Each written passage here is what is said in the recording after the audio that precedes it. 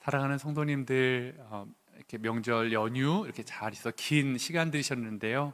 잘 보내셨는지요? 우리 옆에 분에게 한번 이렇게 인사해 주시죠. 잘 지내셨나요? 네, 네. 어떻게 또 이렇게 며칠 전과 벌써 이렇게 볼륨감이 달라지신 분들이 계신가요? 예. 이 명절 또 연휴 포함돼서요, 여러분에게 좀 쉼과 충전의 시간이 되셨기를 또 바랍니다. 아,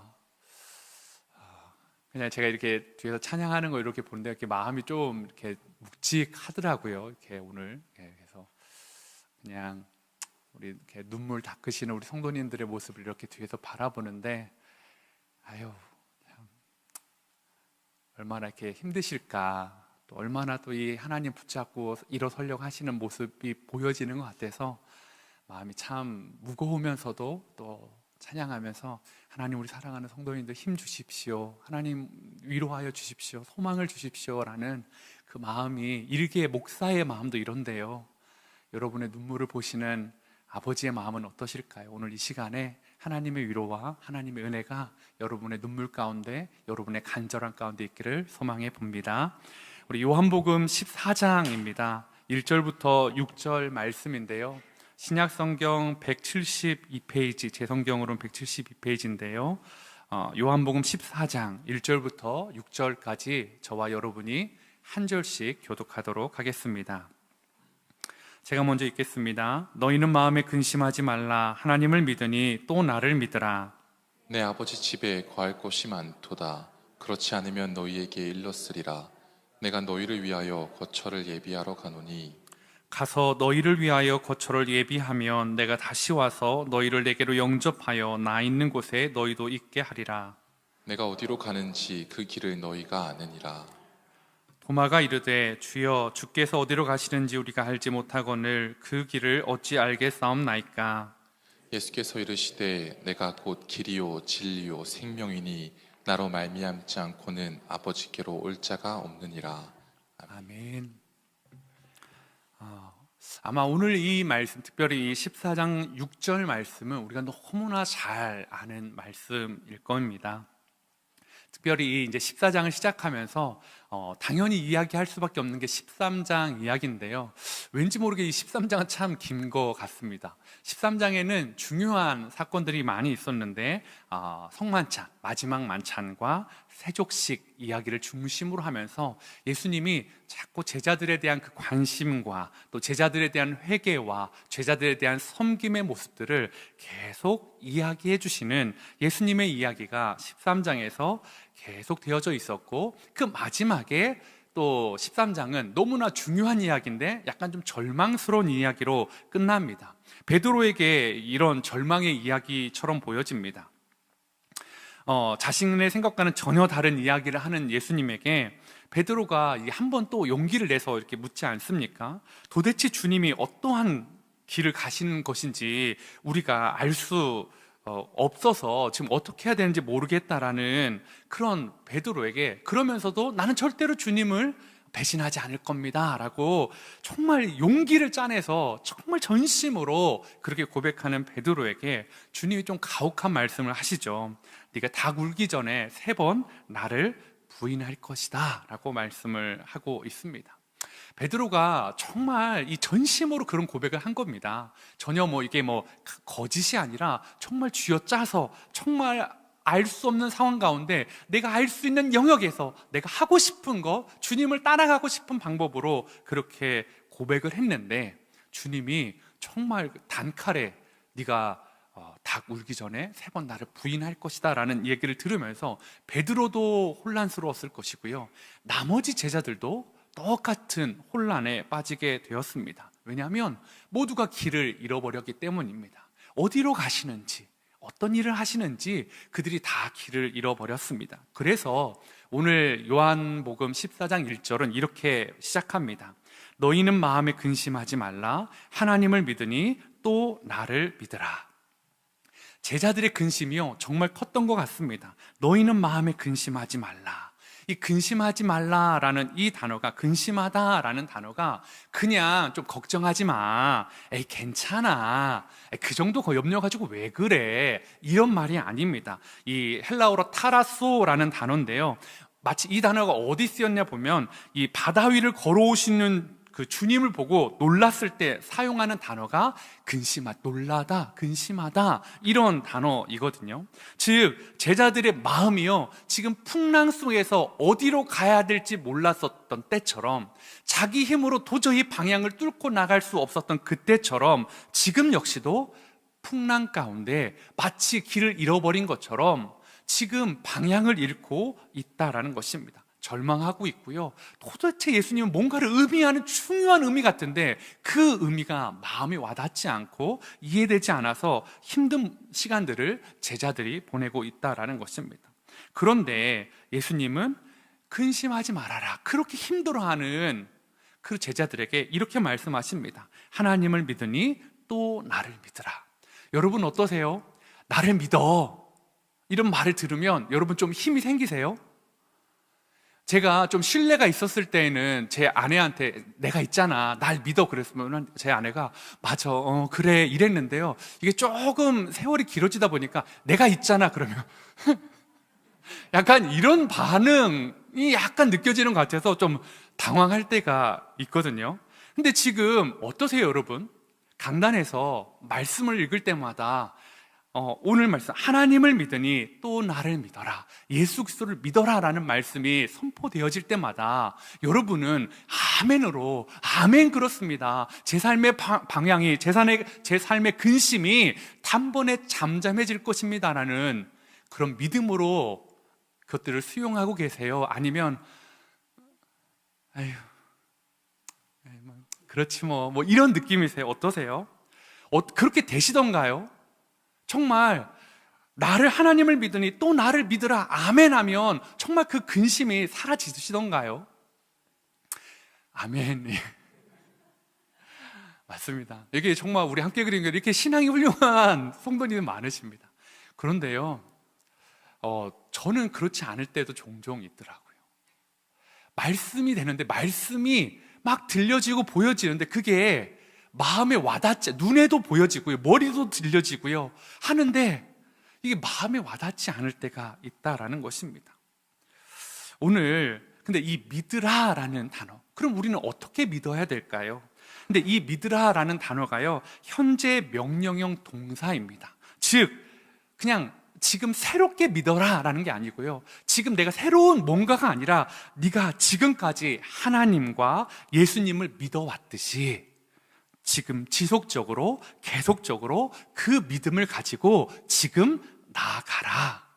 지금 방향을 못 잡고 있는 제자들에게요, 너희가 이전에서 믿었던 아버지와 나를 보았던 것을, 그 믿음을 가지고 나아가자. 우리 길을 못 찾고 있는데 어떻게 가야 되는데요? 그렇게 믿어왔던 것처럼 나아가 봐라 라고 주님이 말씀하고 있다라는 것입니다. 이게 그냥 단순히 그냥 이 성경 이 구절에서만 말씀하는 게 아니라요, 요한복음의 전체에 기록된 목적도 이와 같습니다. 요한복음 20장 31절에 보면 이렇게 말하고 있습니다.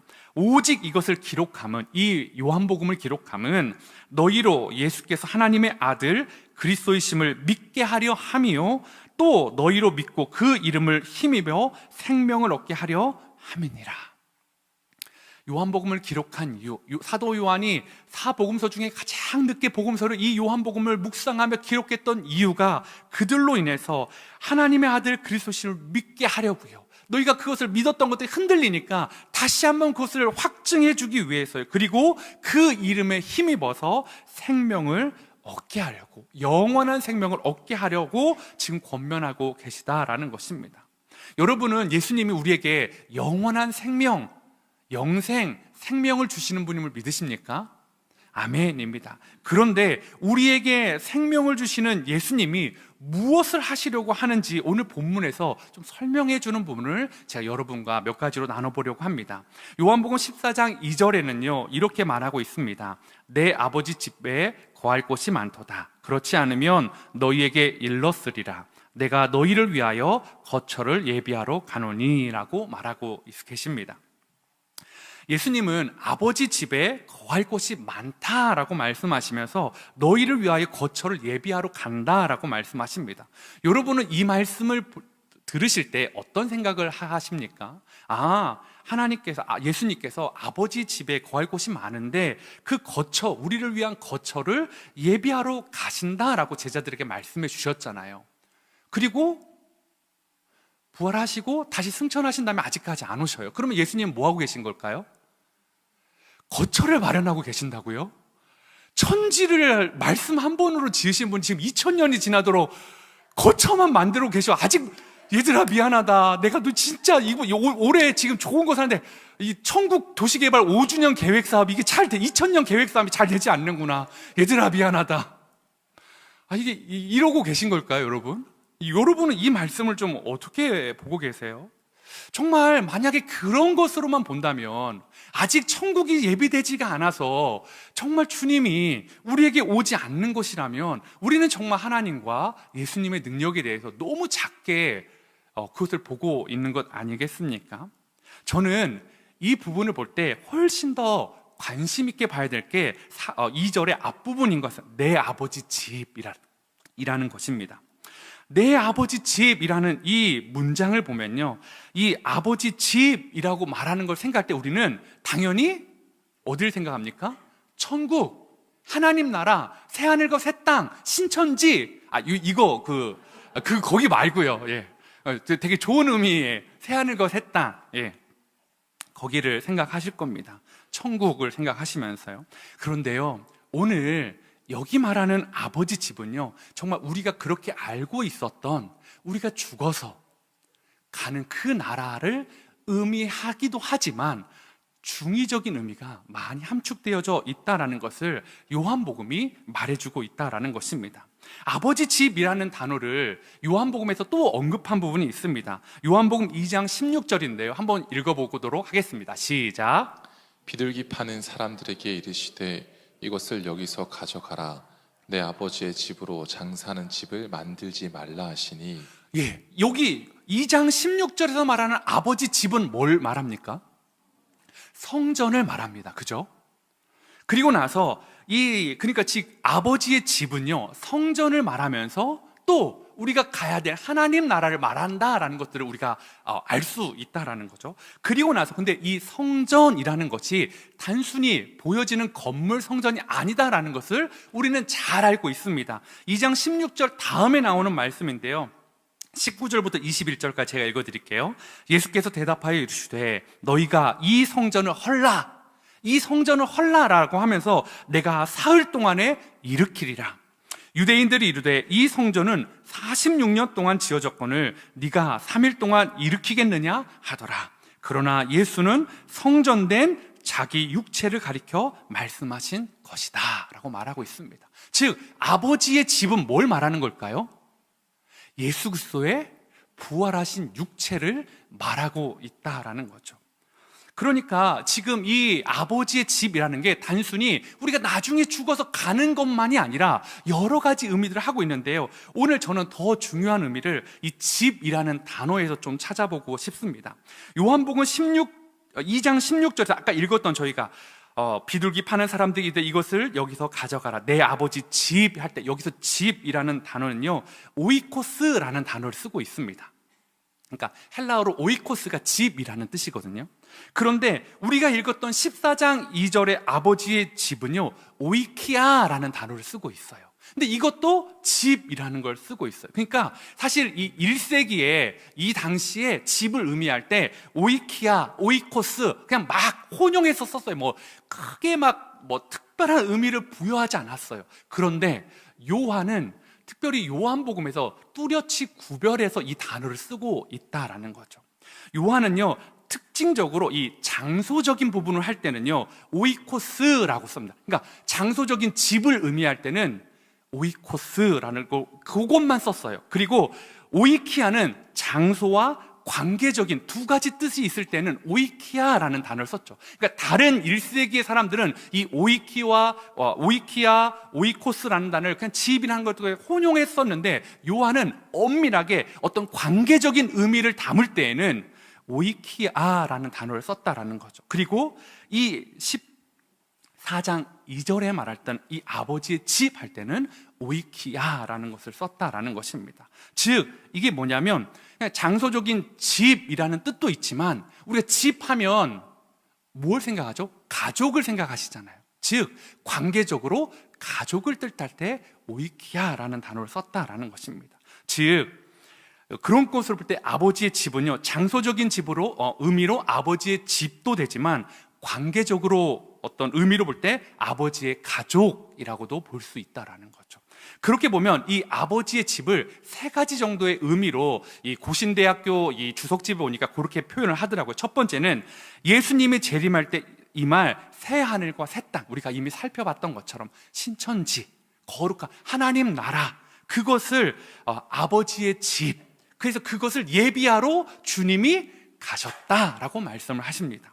두 번째는 뭐냐면 아버지의 집은 예수님의 부활하신 몸, 그래서 3절에 보면 내가 다시 와서라고 말씀하거든요. 어떻게 해요? 예수님이 부활하신 다음에 갈릴리 호수에 먼저 가서 제자들을 만나 주셨죠. 마가의 다락방 가운데 가셔서 제자들을 만나 주셨죠. 다시 와서라고 말씀하시는 것처럼 이 아버지의 집은 예수님의 부활하신 몸을 말하고 있다라는 것입니다. 그리고 마지막 세 번째, 아버지의 집은 아버지의 가족들이 이뤄가야 될 공동체, 그게 뭘까요? 교회를 의미하고 있다라는 것입니다. 교회 공동체, 집이 가족을 뜻하기 때문에 이제 내가 십자가에 죽고 나서 너희에게 새로운 공동체를 허락할 건데 그것이 교회 공동체야. 그 공동체를 통해서 우리가 교회의 머리 되신 분을 우리가 예수 그리스도라고, 교회는 예수 그리스도의 지체라고 하면서 몸된, 예수님의 몸된 교회라는 것들을 이야기하고 있다라는 것. 즉 우리는 새로운 공동체의 모습을 살아가게 된다라는 것을 보여주고 있다라는 것입니다. 여러분들은 어떠세요? 이 아버지의 집을 사모하고 계십니까? 여러분은 아버지의 집을 잘 누리고 계십니까? 하나님 나라, 또 부활하신 예수 그리스도의 몸, 또 교회 공동체, 그 부분들을 잘 누리고 계신가요? 저는 이 아버지의 집에 가는 방법들을 그 다음에 4절부터 쭉 말씀하고 있는데요. 뭐라고 말씀하시냐면 이 아버지의 집, 하나님 나라, 교회 공동체, 부활하신 예수 그리스도의 몸 앞에 나아갈 수 있는, 그분을 만날 수 있는 그것에 대해서 예수님 뭐라고 말씀하시냐면 이렇게 말씀하십니다. 4절에 보니까 내가 어디로 가는지 그 길을 너희가 아느니라 라고 말해요. 근데 사실은 아까 제가 제자들이 길을 지금 잘 찾아가고 있나요? 길을 잃었다고 했나요? 길을 잃었습니다. 그런데 주님은 알고 있대요. 그러니까 더 답답한 거예요. 니네가 모른다 그러면 속 시원하게 물어보기라도 할 텐데, 우리는 모르는데, 답을 모르고 있는데 너는 알잖아 그러면 이거 물어봐야 되나 말아야 되나 이런 느낌인데, 이 도마가 물어봅니다. 예수님이 어디로 가는지 모르는데 우리가 그 길을 어찌 알겠습니까? 용기 있는 고백 아닙니까? 그렇게 할 때 예수님이 아주 유명한 말씀, 우리가 오늘 말씀의 마지막 6절 말씀으로 대답해 주시죠. 예수께서 이르시되 내가 곧 길이요 진리요 생명이니 나로 말미암지 않고는 아버지께로 올 자가 없느니라 라고 말하고 있습니다. 여러분, 아버지의 집에 나아갈 때요, 누구를 통해서만 나간다고요? 예수 그리스도를 통해서만요. 나로 말미암지 않고는 이라고 말씀하고 있다라는 것입니다. 오늘 이 말씀을 제가 이렇게 보면서 여러분은 정말 이 생명이신 예수 그리스도, 길이요 진리요 생명이신 그 예수님을 잘 누리고 계십니까? 예수님을 잘 통과해 가고 있으십니까? 우리는 영원한 하나님 나라를 향해 나아가는 사람들인데요, 여러분들 길이요 진리요 생명이신 예수님을 통과해 가고 있으십니까? 여러분 교회 생활을 하고 계신데요, 그 길이요 진리요 생명이신 그 예수님을 잘 지나서 가고 있으십니까? 아니면 혹시 어느 순간에 내 힘과 내 능력과 내 무언가를 의지하고, 내 노력을 의지하고, 내 공로를 의지하고, 내 수고를 의지하고, 내 헌신을 의지하고, 무언가를 의지하면서 잘못된 길에 빠져서 헤매고 있지는 않으십니까? 여러분은 예수님과 잘 동행하고 계십니까? 예수님은 분명히 말씀하여 주셨습니다. 내가 아버지 집에 가는데, 내가 아버지의 집에 가서 너희의 거할 처소를 예비하러 가는데, 너희에게 줄 아버지 처소는 영원한 하나님 나라이면서 부활하신 나의 몸이면서, 그러면서 또 교회 공동체인데 그곳은 나를 통해서만 올 수 있다라고 말씀하시는데요, 여러분은 예수님을 통해서 나아가고 있으십니까? 어떠십니까? 혹시 신앙생활이 오래되면서 예수님이 아닌 것들을 너무 많이 붙잡고 있지는 않으십니까? 예수님을 잃어버린 건 아니십니까? 어디로 가야 될지 향방을 잃어버리진 않으셨습니까? 오늘날 세상 사람들이 이 말씀을 가지고 참 교회를 독선적이다, 편협하다 이야기합니다. 그죠? 길이 하나밖에 없다고 하니까요. 그런데 여러분 한번 생각해 보십시오. 주님이 길이 하나라고 말씀하신 이유가 무엇이겠습니까? 정말 하나니까요. 정말 하나니까 하나라고 말씀하는데요, 마치 길이 여러 개인데 이것만 길이야라고 말하면 그건 독선이고 아집이고 편견이죠. 근데 길이 하나인데 하나라고 말하는 것은 독선이 아니라 진리 아니겠습니까? 여러분은요, 세상 사람들한테 예수님만이 길이요 진리요 생명이라고 말하면서요, 우리는요 그 예수님을 따라가고 있냐고요? 그 예수님만 붙잡고 가고 있냐고요? 그 예수님만으로 만족하고 있으십니까? 아니면 대외적으로는 예수님만이 길이요 진리요 생명이라고 말하면서 나는 여전히 내 힘과 내 능력과 내가 추구하는 것과 그런 것들을 붙잡고 의지하고 그것을 길로 나아가고 있지는 않으십니까?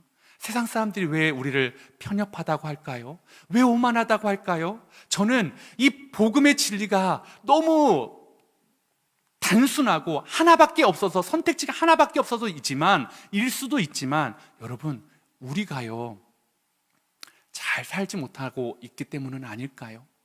우리가 말은 그렇게 해놓고 우리 역시도 세상 사람들과 똑같은 모습으로 예수를 길과 진리요 생명으로 여기지 않고 예수를 수단으로 여기고 예수를 방법으로 여기고 예수를 도구로 여기고 그러면서 다른 것들을 추구하려고 했던 우리의 모습이 세상 사람들에게 우리의 실력이 까발려진 건 아닐까요? 목사들의 실력이 그렇게 까발려진 건 아닐까요? 복음을 이야기하고 선교를 이야기하고 순교를 이야기하고 헌신을 이야기하고 낮아짐을 이야기하고 사랑을 이야기하는데 까보면 예수가 아니라 나를 드러내고 싶은 마음들, 혹시 그게 우리의 실력 아닙니까? 오늘 아버지 집에 가는 길은 오직 하나라고 말씀하고 있으십니다. 우리 함께 그린 교회에서 공동체 생활할 때요, 여러분 길이요 진리요 생명이신 예수님 때문에 여러분이 행복하셨으면 좋겠습니다. 여러분의 눈물을 닦아주실 수 있는 분이요, 앞에서 찬양하는 김푸른 목사의 어떤 멘트나 아니면 뭐가 아니라요, 그 가사를 통해 여러분에게 말씀하시는 하나님의 사랑의 고백이 되셨으면 좋겠습니다. 여러분을 향한 여러분이 눈물 짓게 하는 게 혹시 앞에 있는 강단에 선 목사의 어떤 위장된 모습이 아니라요, 정말 하나님이 여러분을 사랑하시는 나는 예수님 뿐이야, 그것이 내게는 길이요 진리요 생명이어서 다른 것이 없어도 그것 때문에 나의 눈물을 닦아주시는 예수님이 그 길을 걸어감에 있어서 내게 이 교회 공동체에서 내가 신앙생활할 수 있도록 길이요 진리요 생명이신 예수님과 함께 영원한 하나님 나라를 그렇게 바라보며 갈 수 있게 함께 해주셔서 여러분, 그것이 우리에게 소망이 되기를 저는 간절히 사모하고 있습니다. 사랑하는 성도 여러분, 얼마나 크게 외치는 게 중요하지 않습니다. 우리가 세상에 나가서요 예수천당 불신지옥 외치는 거, 저는 그런 분의 믿음 참 존경합니다. 그런데요, 크게 외치는 것보다 훨씬 더 중요한 게 뭘까요? 우리가 예수가 길이요 진리요 생명이시다는 것을 목숨 걸고 생명을 걸고 그것을 진지하게 지켜나가는 것.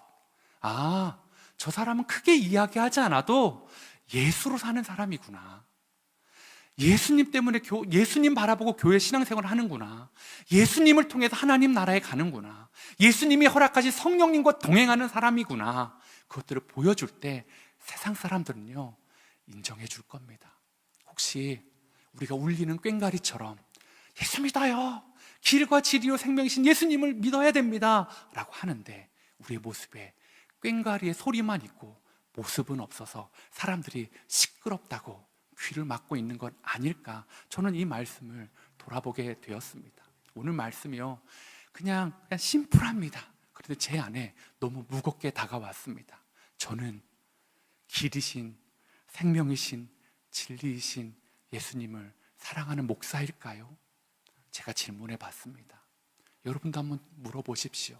여러분의 봉사에, 여러분의 헌신에, 여러분의 애씀에, 여러분의 그 많은 눈물에 주님을 향한 오직 한 길, 생명이고 진리이시고 길이신 그 예수님을 향한 그 마음 담겨 있으십니까? 그렇다면 주님이 여러분의 눈물을 닦아주실 것입니다. 주님이 여러분을 분명히 하나님 나라로 초대하여 주실 것입니다. 이 땅을 살아가면서 하나님 나라를 누리시고 교회 안에서 진리이신, 생명이신, 길이신 예수님과 행복하게 걸어가는 우리 귀한 성도님 되시기를 축복합니다. 우리 시간에요, 주가 보이신 생명의 길, 다른 게 아닙니다.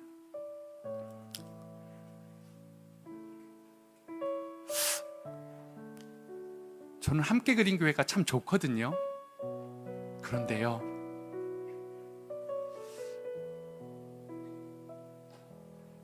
다 빼고 남은 게 혹시 예수님이 아닌 다른 거라면 제가 생각하는 교회는 모래 위에 세운 교회와 같이 될 수밖에 없을 것 같습니다. 사랑하는 성도님들, 여러분은 어떠십니까? 주가 보이신 생명의 길, 나 주님과 함께 걸으며 부자 되는 것, 잘 사는 것, 조금 평안해지는 것, 상한 마음을 들이며 주님 앞에 나아가서 주님이 내 상한 마음 토닥토닥 해주시는 거. 그런데요, 그것만이 목적이면 안 돼요. 주님이 토닥토닥 해주신 다음에 잘하고 있어, 또 그 상한 마음을 갖은 세상에 나아가야 되는데 괜찮겠니? 내가 줄 수 있는 건 미안한데 은도 아니고 금도 아니고 너에게 생명을 줬던 내 이름, 내 사랑, 이걸 주려고 하는데 너 이거 붙잡고 또 견뎌낼 수 있겠니?